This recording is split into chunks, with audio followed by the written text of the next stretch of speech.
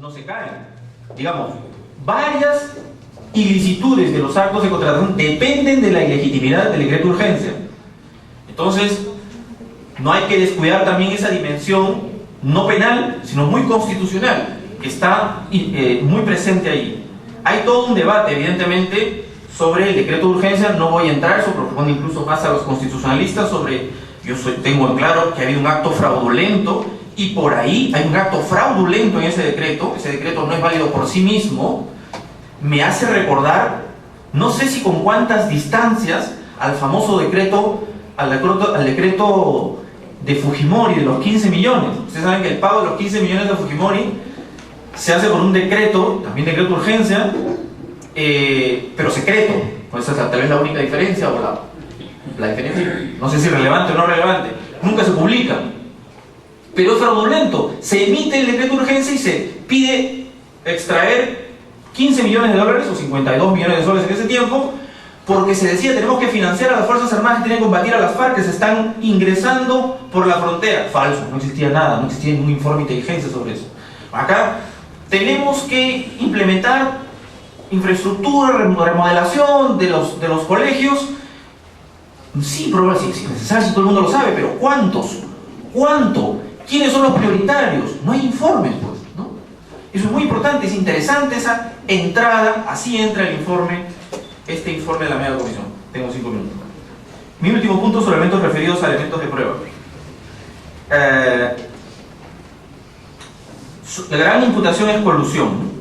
Y colateralmente negociación incompatible. Siempre la colusión es prioritaria en la medida que tengamos fortalezas sobre el acuerdo colusorio. Y repito, el acuerdo colusorio no necesitamos una fotografía. La Corte Suprema viene probando acuerdos colusorios sobre la base de indicios. No hay fotos donde está el funcionario encargado del proceso de selección con el proveedor en un chifa, ¿no? Eso es muy difícil.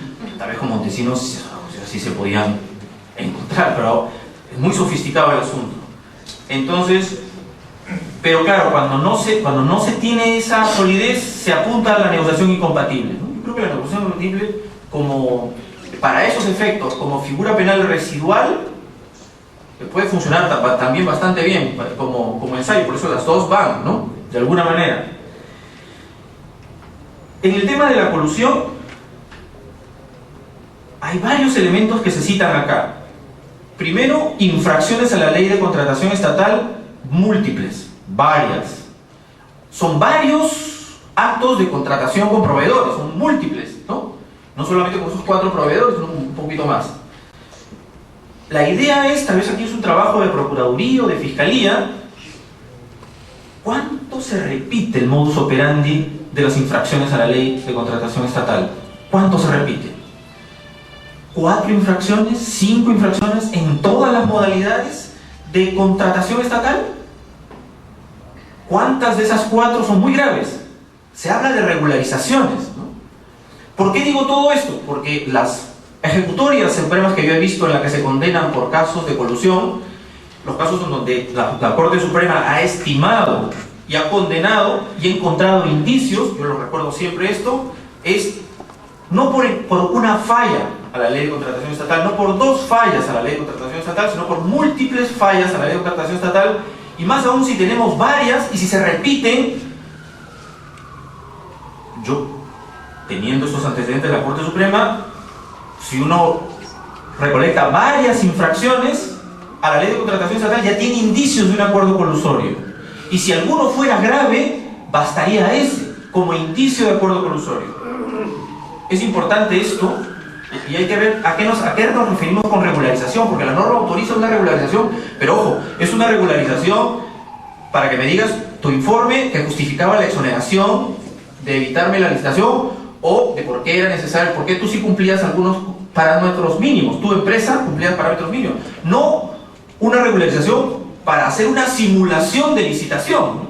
Eso para la Corte Suprema basta con esa simulación y había un acuerdo colusorio, ¿no? Pero el informe va un poquito más allá que con esos indicios. Yo he visto condenas con solo esos indicios, ¿eh?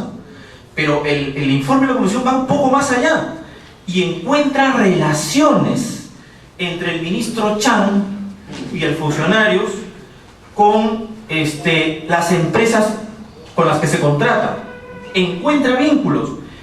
Muchas de esas empresas han hecho trabajos a la Universidad Particular San Martín de Porres.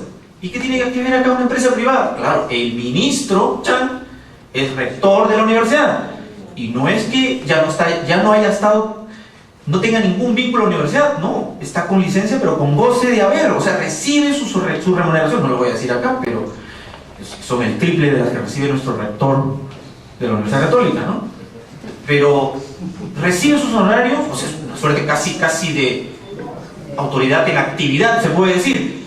Es muy claro, estas empresas que hacen luego las construcciones